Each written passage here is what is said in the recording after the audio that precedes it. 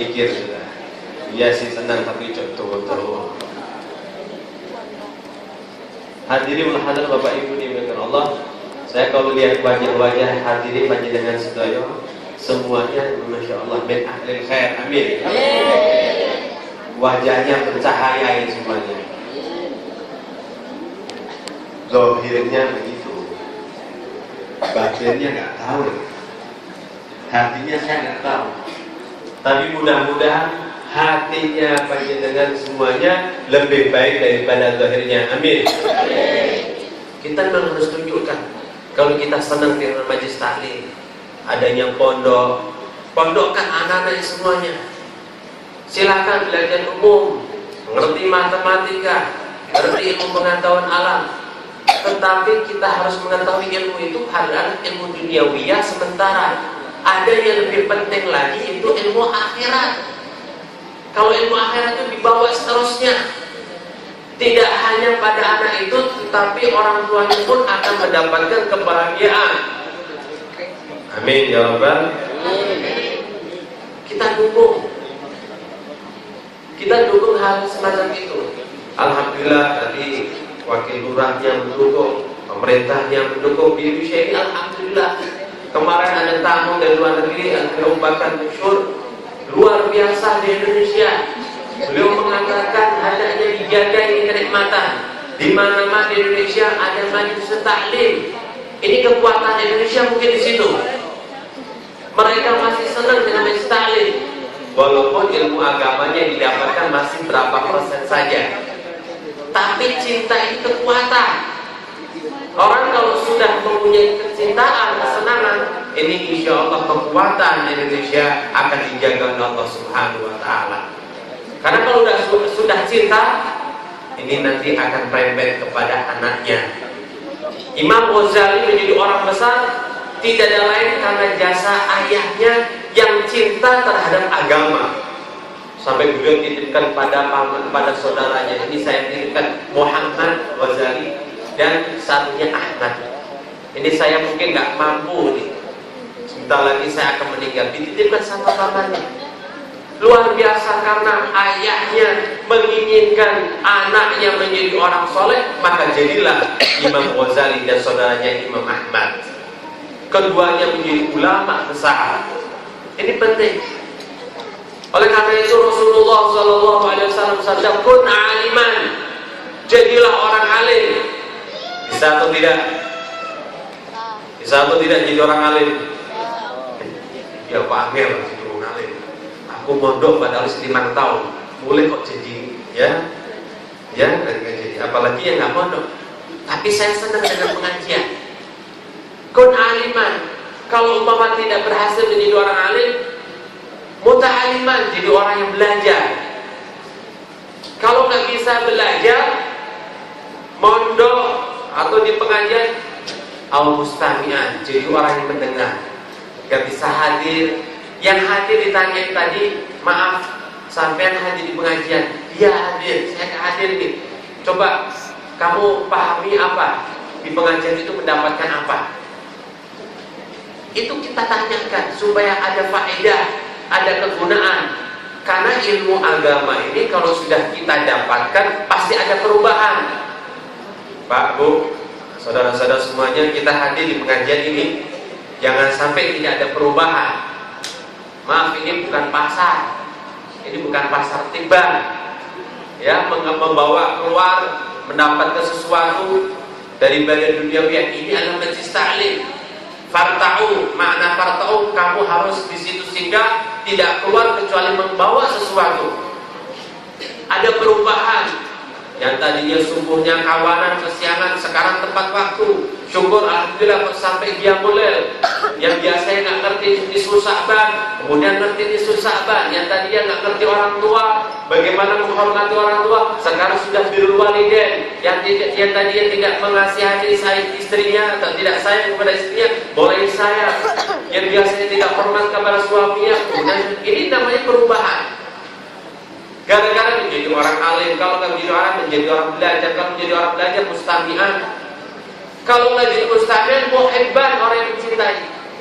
karena pasti akan mendapatkan informasi-informasi daripada pelajar-pelajar yang disampaikan. Wala takun khamisan, jangan jadi orang yang kelima. Artinya nggak semuanya alim enggak, belajar enggak, mendengarkan tidak,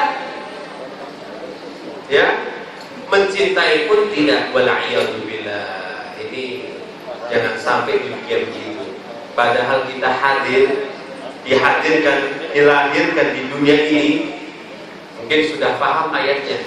Wa ma khalaqtul jinna wal insa illa liya'budun. Coba tengok tafsirnya illa liya'budun apa? Kita sering mengartikan liya'budun untuk beribadah, kan begitu. Ternyata kalau kita lihat tafsirnya liya'budun ay liya'rifun, untuk mengerti. Bukan hanya sekedar ibadah cengkelang-cengkling begitu. Kalau orang beribadah nggak ngerti, maka semuanya tidak berarti. Kullu man bi ghairi ilmi ya'malu amaluhu mardudatun la tuqbalu. Semua orang beribadah tetapi tidak didasari dengan sesuatu yang harus dia ngerti, harus pahami, maka ibadahnya tidak diterima. Ramadan, berpuasa, ternyata ada hadis rubba sha'imin laisa min siyami al-ju' wal 'atas. Berapa banyak orang berpuasa tetapi tidak mendapatkan apa-apa kecuali lapar dan dahaga. Kita mau begitu. Ketika kita sholat, bangun malam, tidak mendapatkan apa-apa kecuali begadang saja. Ini semuanya terjadi gara-gara kita tidak mengerti. Ngertinya kulitnya saja. Pak, Bu, Dek, kulit kalau dimakan enak aja. Makan enak nggak kulitnya? Kalau isinya, kulitnya yang dimakan. Ini yang terjadi pada orang-orang awam ya. Kita ini sudah. Kita orang awam atau tidak ini? Orang awam kan? Agama sampai menjadikan ya Allah berat sekali. Tahajud kayak apa? Coba kalau ada siaran bola juga bangun semuanya. Karena ngerti isinya bola, ya kan? Wah, kamu nggak ngerti bola bangun malam. Anehnya bangun malam lihat bola, ya Allah hampir subuh tidur. Innalillahi wa inna ilaihi raji'un. Main bolanya dilihat dari awal sampai akhir, matanya melotot terus, jangan sampai ada iklan sedikit. Begitu subuh dilewatkan begitu saja. Ini musibah. Bola dicintai, tapi ibadah tidak dicintai. Ada apa ini? Berarti tadi kembali ya. Ini kalau sudah ada meja di sini aja. Ya, menyusul di sini. Hadirin mulhadir Bapak Ibu dimuliakan Allah. Jadi liya'budun maknanya apa? Liya'rifun, untuk mengenal, untuk mengerti, untuk mengenal Allah yang pertama. Bagaimana orang itu akan beribadah tetapi nggak ngerti kepada siapa yang dia ibadahi.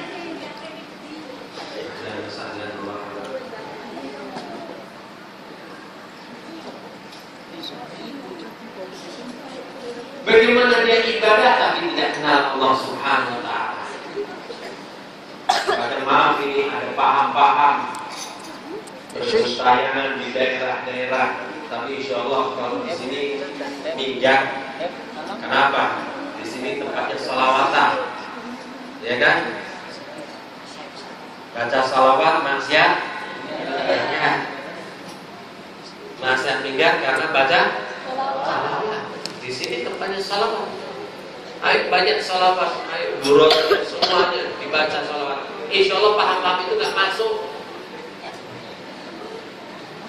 Ini tauhid kita ini, ya Allah. Baca Al-Quran, tapi Al-Quran sampai tenggorokan saja. Kenapa? Karena nggak dipahami. Kadang ayat-ayat mustabihat yang nggak boleh dibahas, tapi mereka mau bahas. Mana ayat mustabihat? Awail suar.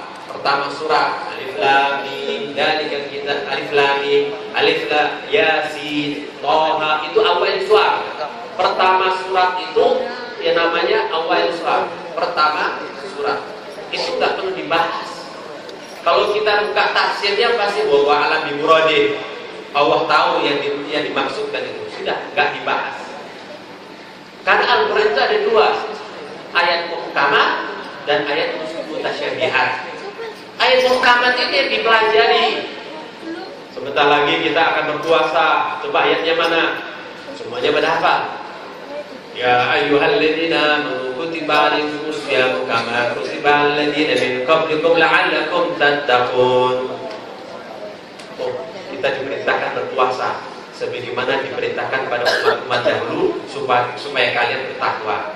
Oh ya, insya Allah nanti bulan Ramadan kita semua berpuasa, amin. Supaya bertakwa kepada Allah. Seakan-akan Allah Ta'ala mengabari kamu gak bisa bertakwa kalau kamu tidak melaksanakan, menjalankan perintah puasa. Mudah-mudahan puasa Ramadan saya akan kerjakan dengan sebaik-baiknya dan mudah-mudahan kita mendapatkan hasilnya, yaitu bertakwa kepada Allah. Gitu. Apalagi perintah Allah Subhanahu wa taala untuk salat, wad'u ma'ar raki'in. Rukuklah kamu bersama orang rukuk. Artinya apa? Kerjakan sholat 5 waktu dengan berjamaah. Nah, itu perintah. Dan perintah-perintah ayat-ayat yang lain daripada ayat muhkamat, baik hukum-hukum atau adab, sopan santun, moral, spiritual. Allah Subhanahu wa taala berfirman, "Wal kadhiminal ghaidha wal 'afinan nas wallahu yuhibbul muhsinin." Orang-orang yang menahan diri, jangan suka marah-marah, tahan aja dirinya.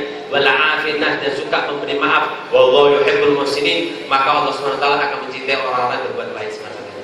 Sudah selesai, itu Al-Qur'an isinya nasihat hukum-hukum kita pelajari. Tetapi kalau ayat mutasyabihat, ayat-ayat yang sudah remang-remang semacam itu, jangan kita pelajari. Kita pasrah kepada Allah.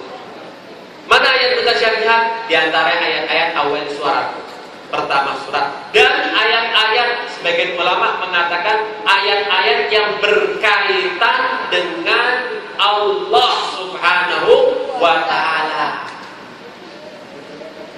Tsumma stawa 'alal 'arsy. Kemudian Allah taala bersemayam di arsy. Bagaimana maksudnya? Artinya jelas, Allah bersemayam. Maksudnya gimana? Wallahu a'lam bishawab. Hanya Allah lah yang tahu dengan kebenarannya. Halas, selesai sudah. Pembahasannya bid'ah, katanya Imam Malik. Membahas ayat mutasyabihat bid'ah, karena zaman dahulu sampai kemudian ulama-ulama untuk tidak membahas bagaimana istiwanya Allah, bersamanya Allah. Yang jelas Allah Subhanahu wa taala berfirman, "Tsumastawal 'arsy wallahu a'lam." Artinya begitu, tapi maksudnya wallahu a'lam. Ada sebagian ulama mengartikan karena kemudian orang membayangkan Allah, maka istawa diartikan menguasai 'arsy. Nah, ini sekarang banyak orang membahas, kemudian malah menyimpulkan Allah taala di 'arsy. Saya yakin ini orang-orang belajar. Pertama, buka terjemahan. Yang kedua, ini orang pasti nggak belajar sama guru-guru, kiai-kiai yang mutasil kepada syekh, kiai-kiai yang bersambung sanadnya sampai kepada pengarang-pengarang kitab atau sampai kepada Rasulullah SAW. Saya yakin di pondok sini, majelis-majelis ta'lim semacam ini yang hadir di tempat ini punya kiai-kiai, ulama-ulama yang mutasil, yang sanadnya nyambung kepada kitab-kitab yang dibenarkan dan nyambung sanadnya sampai kepada Rasulullah SAW. Amin. Sehingga kita ini menjadi orang yang selamat. Allah Subhanahu wa taala berfirman, "Wa ayatul lahum anna hamalna dzurriyyatahum fil fulki mashhun." Tanda-tanda kebesaran Allah Subhanahu wa taala, nanti kami angkut dzurriyyahnya mereka di dalam kapal yang berkuatan. Baca surat Yasin. Ayat berapa itu, Pak? Oh, Pak. Wa ayatul lahum anna hamalna dzurriyyatahum fil fulkil mashhun. Ayat berapa itu? Terus pokoknya Yasin dah. Di situ Allah Subhanahu menjelaskan bahwa dzurriyyahnya mereka akan ditaruh ke muatan kapal yang muat. Artinya apa? Orang-orang kalau yang mutasil kepada sebelumnya, bersembunyi, maka akan selamat. Kapal bermakna keselamatan. Siapa dzurriyyah di sini? Dzurriyyah anak-anaknya, termasuk ulama memberikan tafsir dzurriyyah di sini ialah anak-anak didik. Nabi Muhammad memberikan didikan kepada sahabat. Nabi kemudian meninggal, sahabat meneruskan ajaran Nabi Muhammad kepada tabi'in. Generasi tabi'in kemudian mengajarkan lagi kepada tabi'in, mendengarkan lagi, terus sampai tabi'in. Nah, ini kita sampai kepada kita semuanya, mendengarkan penjelasan daripada kiai-kiai kita. Alhamdulillah adanya acara semacam ini, kiai-kiainya pada dihadirkan, kemudian kita semuanya menatap, melihat, mendapatkan keberkahan dengan pandangan kita kepada mereka, dan juga alhamdulillah apalagi sampai mereka memberikan penjelasan agama. Ini kenikmatan yang luar biasa, sehingga kita punya pemahaman yang nyimpang. Tahu orang-orang yang menyimpang, diantaranya mereka jauh daripada kiai atau ulamanya. Coba lihat, kalau kita meneliti aliran-aliran sesat, coba tokohnya siapa, kita pelajari dia. Pasti orang ini menyimpang dari guru-gurunya. Oleh karena itu Rasulullah SAW memberikan gambaran bagaimana kita ini nanti akan selamat. Bagaimana caranya? Caranya ialah hendaknya kamu alaikum bisawadil a'dham. Hendaknya kamu dengan mayoritas. Karena umatku ini tidak akan menyepakati pada suatu yang sesat. La tajtami ummati ala dhalal. Umatku tidak akan menyepakati pada suatu yang sesat. Umatku di sini maknanya ulama. Jangan kemudian diartikan umatku kemudian berpikir, maaf ini, saya lihat pengajian sedikit ini, paling berapa orang, tapi kalau orkesan kok banyak, berarti orkesan yang benar. Kenapa? Yang di sana lebih banyak. Nah ini hati-hati, makna ummati di sini ialah ulama. Ulamaku tidak akan menyepakati suatu yang sesat. Jadi di sini ulama-ulama banyak hadir di sini menyepakati acara-acara semacam ini, dan tidak ada satupun yang menyatakan tidak. Seperti ikhtilaf ummati rahmah, perbedaan umatku rahmat. Umatku di sini bukan umat sembarangan, tapi umat di sini adalah umat para alim ulama. Umatku yaitu ulamaku, orang-orang alim daripada umatku tidak akan bersepakat suatu yang sesat. Dan mereka kalau terjadi perselisihan, itu perselisihannya rahmat, bukan umatku yang bodoh, bukan. Kalau orang-orang yang bodoh, perselisihannya malah berdampak negatif, malah menjurus pada permusuhan. Hadirinullah hadirullah. Ini contoh ayat tadi. Ayat mutasyabihat dibongkar-bongkar sampai kemudian maaf, banyak di antara kita ikut paham itu, kemudian menyimpulkan kemudian Allah Ta'ala berada di arasy. Inna lillahi wa inna ilaihi raji'un. Menganggap Allah Ta'ala di langit. Ini ada di antara kita berkeyakinan begitu. Mungkin ada yang bertanya, lah kalau Allah Ta'ala tidak di arasy, Allah Ta'ala tidak di langit, lalu Allah ada di mana? Gak usah bingung.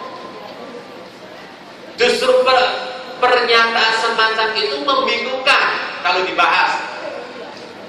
Bagi orang awam, kalau nggak belajar, maka akan terbawa pemahaman semacam itu. Tapi kalau diteruskan, menyimpulkan Allah di arasy, menyimpulkan Allah di langit. Kalau kasih pertanyaan, bukankah arasy, bukankah langit itu adalah makhluk Allah yang dulunya tidak ada, kemudian Allah Ta'ala ciptakan menjadi ada.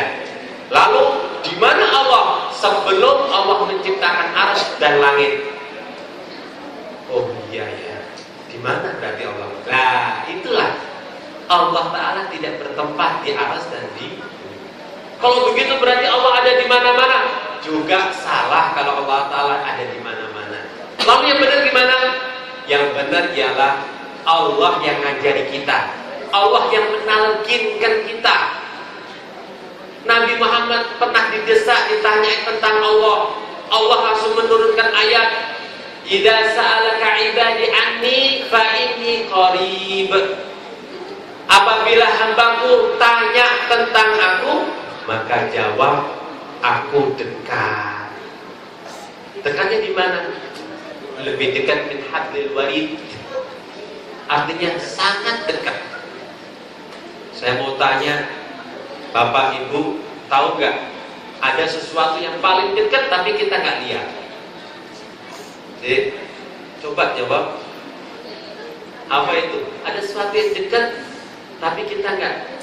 Telinga. Orang telinga 100, tapi bukan 190%, bukan 190 juga. Ada yang lebih dekat lagi dengan telinga. Alis 99 lah, lebih bagus daripada telinga. Mata 100. Mata itu kan paling dekat, sesuatu yang paling dekat, tapi kita sendiri nggak melihat. Ada sesuatu yang lebih dekat lagi, yaitu ruh. Ruhnya kita itu dekat dengan kita. Bahkan itu kita. Siapa kita? Rohmu itulah kita.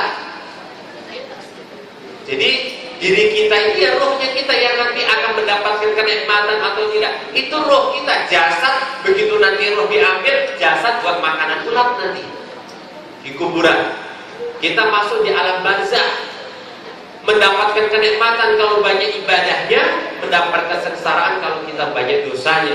Mudah-mudahan kita banyak melakukan amal kebaikan. Amin.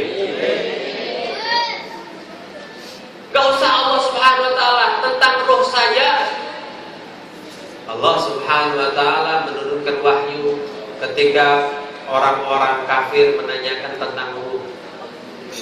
Yas'alunaka 'anil ruh, qulir ruh min amri rabbi.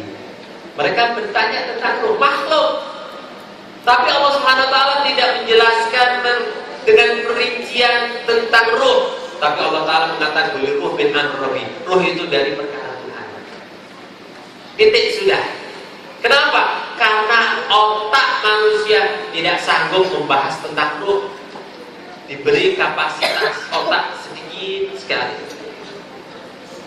Adapun ilmu yang diberikan hanya sedikit, maka percuma sudah membahas ruh, gak nyambung. Apalagi tentang Allah. Alhasil ini banyak ayat-ayat mutasyabihat yang kemudian banyak orang-orang yang menanya-nanyakan. Padahal hendaknya sampai di situ untuk tidak membahas.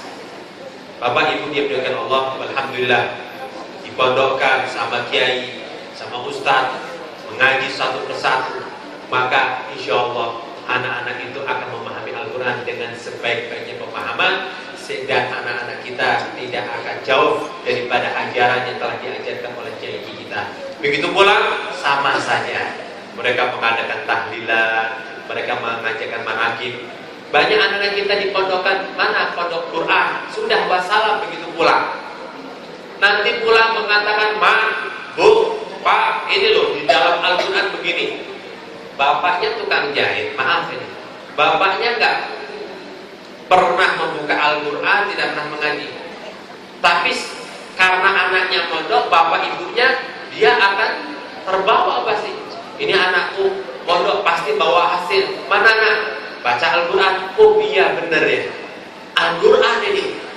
Kita mengedepankan Al-Quran daripada perkataan ulama. Kita nggak boleh meragukan Al-Quran.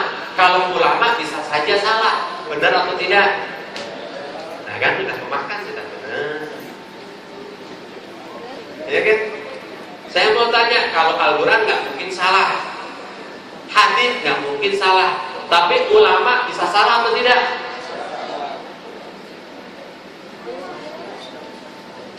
Kan sudah makan itu omongan. Oh iya, ini Al-Quran mengatakan begini Pak, hadis mengatakan begini. Kullu bid'atin dhalalah wa kullu dhalalah finnar. Setiap bid'ah itu sesat dan setiap sesat itu neraka. Yang namanya bid'ah itu segala sesuatu yang tidak ada contoh sebelumnya. Nah ini kok ngadakan rajabah, kok ngadakan takdim Quran, kok ngadakan nuzul Quran. Ini kan tidak ada di Al-Quran dan tidak ada di hadis. Berarti kalian mengada-ngada dan ini akan menyebabkan perbuatan yang sesat dan segala sesat itu akan masuk neraka. Bagaimana? Oh iya, nah ya, itu hadis benar itu. Dan terus ulama, kalau ulama itu kan bisa salah. Inna lillahi wa inna ilaihi raji'un. Bukan ulama yang salah, tetapi kita saja yang tidak memahami hadis. Contoh tadi kudu bid'ah itu adalah. Maka kita kupas dulu makna bid'ah itu apa? Secara bahasa betul sesuatu perbuatan yang tidak ada contoh sebelumnya. Tetapi Rasulullah bersabda kullu bid'atin dhalalah, bid'ah di sini secara agama. Pemahaman sesuatu amalan perbuatan yang dilakukan oleh seseorang yang bertentangan dengan syariat, itu jawabannya. Kalau nggak bertentangan dengan syariat, bukannya bid'ah. Dan juga kalau itu perbuatan itu salah, kalau itu perbuatan salah, berarti umatnya Rasulullah banyak yang masuk neraka. Berarti banyak yang masuk neraka. Dan ini bertentangan. Sementara Rasulullah SAW memerintahkan agar kita hendaknya yang mayoritas. Justru yang mayoritas, alhamdulillah, mereka yang tahlilan, mereka yang manakiban. Sehingga alhamdulillah, bersyukurlah, kita bersyukur kepada Allah Subhanahu wa taala, kita berada pada ajaran yang benar. Hadirin hadirin rahimakumullah. Perlu kita ketahui lagi, dengan kita senang dengan hal-hal yang baik, kita mendukung ilmu, kita mendukung ajaran Nabi Muhammad SAW, menyebabkan kita semakin mengerti ibadah. Sehingga disinilah kualitas ibadah, bukan ibadahnya. Kalau sudah ngerti kualitas ibadah, maka ibadah nanti akan berjalan dengan sebaik-baiknya. Hadirul hadirakumullah, maka mengaji hendaknya dinomor-satukan. Contoh ini sekarang bulan Sya'ban. Bulan Sya'ban bukan kemudian pengajian ditutup, ya, pondok ditutup, sekolahan libur, TPQ libur, kemudian umat Islam semuanya pada menganggur. Ini keliru hadirin. Maksud daripada penutupan majelis, pondok diliburkan dan lain sebagainya, karena ada tugas yang lebih banyak. Memang khatmul Quran, Al-Quran selesai khatam, tapi ada khatmul Quran. Kalau khatam artinya selesai khatam, tapi kalau pakai khatmul Quran adalah kewajiban pada Quran. Apa? Ialah untuk dipegang, untuk diamalkan. Artinya begitu kita sudah mondok, sudah ngaji, ada kewajiban untuk mengamalkan. Di bulan Sya'ban ini hendaknya kita dituntut untuk mengamalkan, untuk mengaktualisasikan di dalam kehidupan sehari apa yang sudah didapatkan di pondok, apa yang sudah didapatkan di majelis ta'lim. Maka di bulan Sya'ban hendaknya sudah mulai memberi warna, jangan malah kabur. Warnanya sudah abu-abu, sudah jelas ini umatnya Nabi Muhammad, sudah menjadi umatnya Nabi Muhammad, ini sudah Quran, begitu libur baru sudah. Anak-anak kadang wisuda, gak dapat apa-apa malah.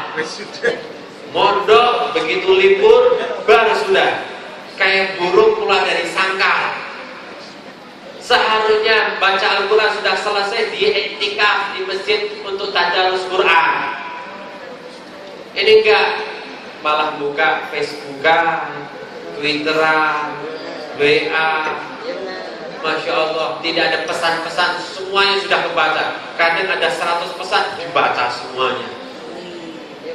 Padahal pesan-pesan agama belum ada yang dibaca, pesan-pesan Quran belum ada yang dibaca, pesan-pesan hadis masih banyak yang belum dibaca.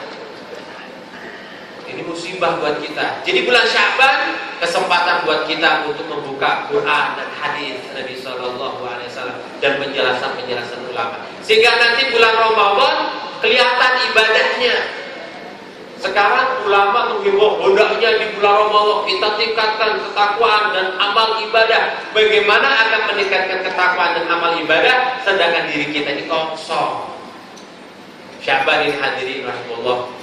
Walaupun pondok libur, walaupun sudah selesai taklimnya belajar, tapi semuanya berkewajiban untuk masuk di bulan Ramadan.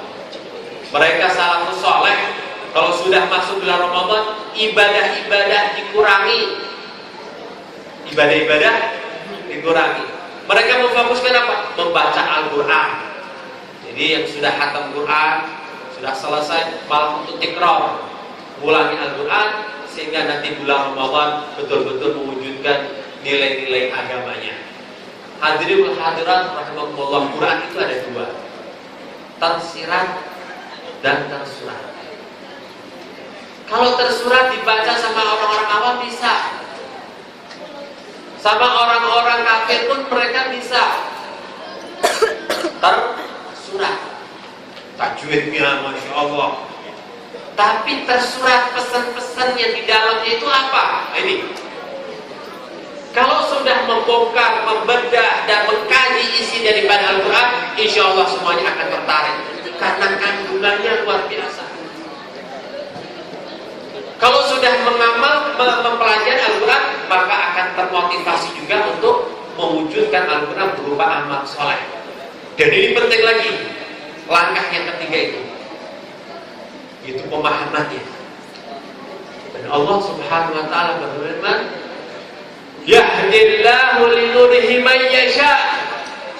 Dan Allah Subhanahu wa taala nanti akan memberikan hidayah kepada Al-Quran itu kepada siapa yang dikehendaki. Mudah-mudahan kita semuanya orang-orang yang dikehendaki Allah mendapatkan cahaya daripada Al-Quran. Amin. Kalau Qurannya semuanya dapat. Bahkan kalau kita ini mau tahu, ada orang-orang yang dibayari oleh orang-orang barat, orang kafir untuk mempelajari Al-Quran, tetapi nggak mendapat petunjuk. Saya punya saudara, dia pengasuh pondok. Ketika di pesawat bertemu dengan nenek perempuan, masya Allah, dia diajak bicara, ngerti bahasa Arab. Padahal ini wajahnya wajah orang barat. Bicara lagi, oh berarti Anda ini seorang orang Indonesia. Iya, langsung berubah dari bahasa Arab berubah menjadi bahasa Indonesia biar bersahabat. Subhanallah, dia mulai asik berbicaraan. Begitu dia buka mulai, karena dia pesantren, maka ini orang nenek ini membuka Al-Quran. Dia ternyata hafal Quran, tafsirnya juga.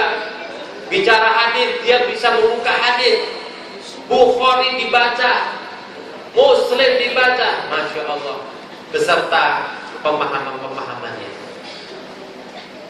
Ketika tasawuf dibicarakan, langsung bicara kitab Ihya. Alhasil ini nenek ternyata masya Allah, dalam pikiran saya punya saudara ini nenek ini masya Allah ini ustadzah kali ya. Alhasil sudah berprasangka baik, sampai turun di bandara, mulai mengambil tas. Begitu menundukkan mengambil tas itu, keluar kalungnya, ternyata ada kalung gambar ada salibnya. Innalillahi wa inna ilaihi raji'un. Langsung ditanya, maaf Bu, berarti ibu bukan Muslim? Bukan, saya Masehi. Saya orang Kristen. Saya bukan Muslimah. Langsung lemas ini saya punya saudara ini. Ternyata ada benar ajaran agama itu bisa dikuasai sama orang-orang kafir, bisa. Kalau orang-orang kafir saja bisa menguasai ajaran agama, maka orang-orang Islam lebih bisa. Namun Allah Subhanahu wa taala menyimpan cahaya, nur. Dan nur itu tidak diberikan kepada siapa saja. Yahdillahu linurihi may yasha. Dan Allah Subhanahu wa taala akan memberikan cahaya itu kepada siapa yang dikehendaki. Al-Quran turun bersama cahaya. Maka ja'akum minallah nurun wa kitabun mubin. Telah datang pada kalian apa? Cahaya wa kitabun mubin dan Al-Qur'an. Jadi Al-Qur'an itu turun beserta cahayanya, dan kita hendaknya menerima Al-Quran dan cahaya. Mana cahaya? Cahaya itulah Nabi Muhammad SAW yang berikan contoh. Al-Quran itulah Nabi Muhammad. Ketika ditanya bagaimana akhlaknya Rasulullah, kana ful Quran, akhlaknya Quran. Sahabat-sahabat Nabi menerima Nabi Muhammad, cahayanya didapat, sehingga para sahabat beramal soleh dengan amalan Al-Quran, mencontoh Nabi Muhammad. Tabi'in juga begitu terus sampai kepada kita. Maka tanyakan kepada kita kuasai Al-Quran belum? Sudah, alhamdulillah. Tapi bagaimana cahaya Al-Quran? Sudah belum? Bagi siapa yang kerepotan memahami daripada cahaya Al-Quran, maka kembali kepada surat Al-Baqarah ayat 1 sampai 5. Allah Subhanahu wa ta'ala berfirman, Alif Lam Mim, dzalikal kitab. Itu kitab yang telah dibaca Al-Quran, yang dibaca oleh Nabi Muhammad, yang telah diamalkan oleh Nabi Muhammad, yang mana itu akhlaknya Nabi Muhammad. La raiba fihi, tidak ada keraguan. Hudan lil muttaqin, dan akan memberikan petunjuk bagi orang yang bertakwa. Jadi cahaya itu, petunjuk itu nanti akan diberikan kepada orang yang bertakwa. Mudah-mudahan kita menjadi orang bertakwa. Amin. Tapi siapa orang bertakwa? Alladzina yu'minuna bil ghaib. Itu orang-orang yang beriman dengan al-ghaib. Seperti nanti akan meninggal, akan dibangkitkan, ada surga, ada neraka. Allah, bagaimana amalnya kita? Lah siapa orang yang beriman dengan al-ghaib semacam inilah orang-orang yang bertakwa dan akan mendapatkan cahaya itu. Wa yuqimuna shalah, mendirikan salat. Bagaimana salatnya kita? Ini Ramadan, salat tarawihnya jangan sampai bolong. Karena dengan mendirikan salat itulah kita akan termasuk orang yang bertakwa, terutama